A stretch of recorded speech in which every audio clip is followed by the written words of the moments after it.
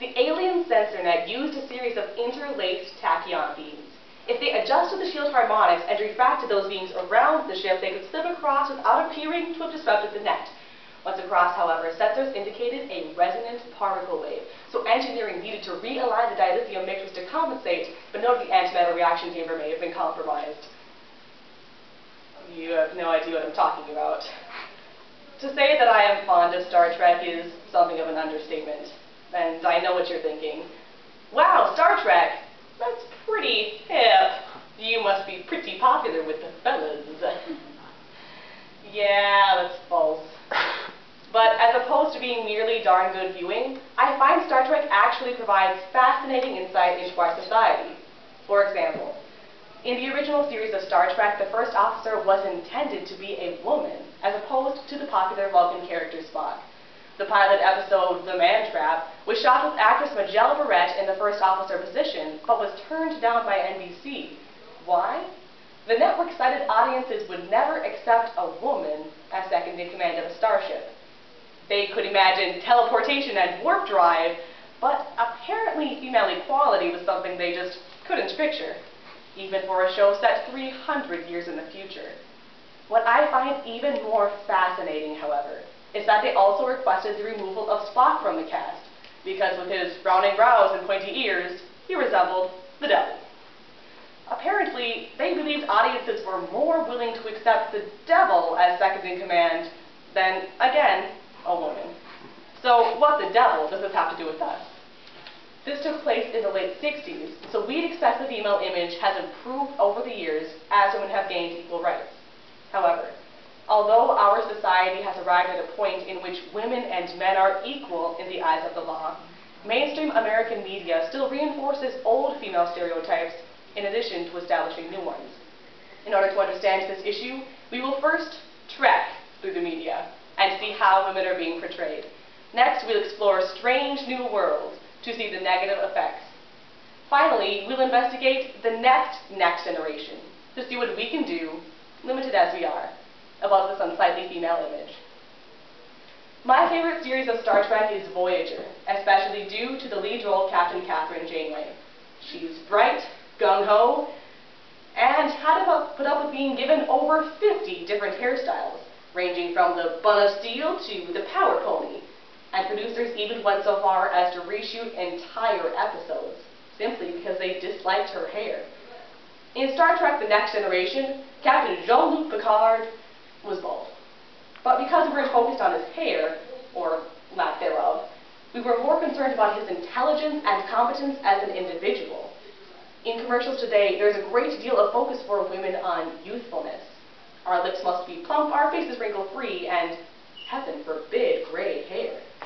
For men, however, there are products like Touch of Gray, lets you keep some gray without getting rid of it all. TBS, or the Barbie syndrome, is examined more in depth in The Beauty Myth by Laura Lancaster. It examines the obsession with female appearances and youthfulness, whereas we have the idea that men only ripen with age. Take Sally Field and Tom Hanks, for example. In the 1988 movie Punchline, Sally Field was Tom Hanks' love interest, and only 6 years later played his mother in Forrest Gump. And actresses are not only playing younger roles.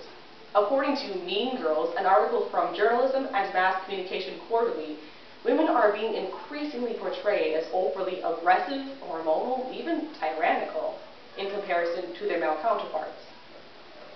In Star Trek Voyager, the result of overly hormonal females was mostly broken noses. Actually, kind of a lot of broken noses. So how do these fictional acts of aggression translate to us? According to famous psychologist Albert Bandura and his social cognitive theory, media messages serve as a meaningful source for the acquisition of gender-linked knowledge and competencies. The media has a great deal of influence on our understanding of the real world, as analyzed by aforementioned Mean Girls. The period of life referred to as emerging adulthood is a particularly unique phase of identity development, during which time the media serves as an influential source of information.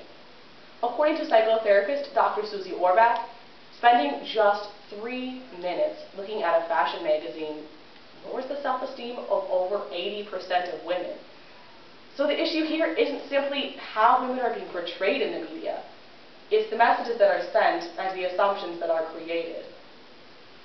While this may be easier to ignore when we talk about it abstractly, it takes on new meaning when we recognize the individual behind the situation.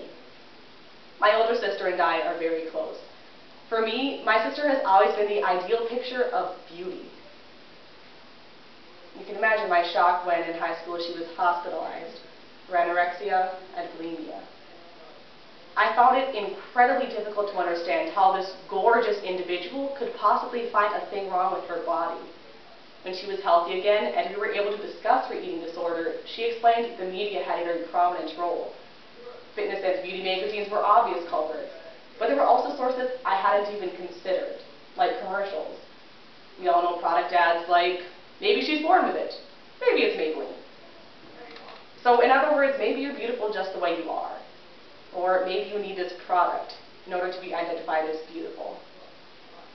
My sister has been healthy for some time now, but like any sister would be, I find these commercials still cause me to be concerned. So we've identified the effects of the media. Now let's see what we as individuals can do to vanquish this unsightly female image. The most important thing we can do is think critically about the messages we send and receive. Rather than blindly allowing messages to pass through us, we should consider how this affects us and our loved ones. When speaking to each other, male or female, our compliments could be formed more around things like personality, intelligence, and work ethic. Not that compliments on appearances are bad, and if I'm having a fabulous hair day, feel free to let me know. But just be sure to recognize the individual behind the hair, and the qualities that will still be there when I'm not having a great hair day. And so for the most part, our words to each other should express our recognition that worth isn't based on appearances. On a larger scale, there are programs like the Delft Self-Esteem Fund at the campaign for RealBeauty.com. Through educational awareness projects in the area of self-confidence and body image, these funds educate and inspire individuals to embrace a broader definition of beauty. We can support them through donations, merchandise sales, or simply spreading the word. In this way, we can support a genuine, healthy image of women. And in addition to these simple, realistic measures, Star Trek is not only my vehicle, but also part of my solution. While I give my salute to Star Trek The Next Generation, I propose Star Trek The Next Generation. I foresee a Star Trek series where women can focus more on their jobs than their hair. Deanna Troi from Star Trek The Next Generation is an example of the effect this simple change would have. The Next Generation took place after the original series, and women were finally given the same jumpsuit uniforms as men. Everyone except for Deanna Troi, the ship's counselor, who was instead given a set of fairly revealing uniforms, causing her to lose respect and gain the nickname Counselor Cleavage. In the very final season of The Next Generation, Troi was finally given a proper uniform, and this marked a dramatic growth in her character. She passed the bridge officer's exam, was promoted to the rank of commander, and according to actress Marina Sirtis, writers finally started putting intelligent lines into her mouth. And all of this occurred after we simply stopped looking at her cleavage and started looking at her as an individual. There have still been some unfortunate occurrences in later generations, such as Voyager with Janeway's hair, but it certainly is not too late to implement this next generation philosophy.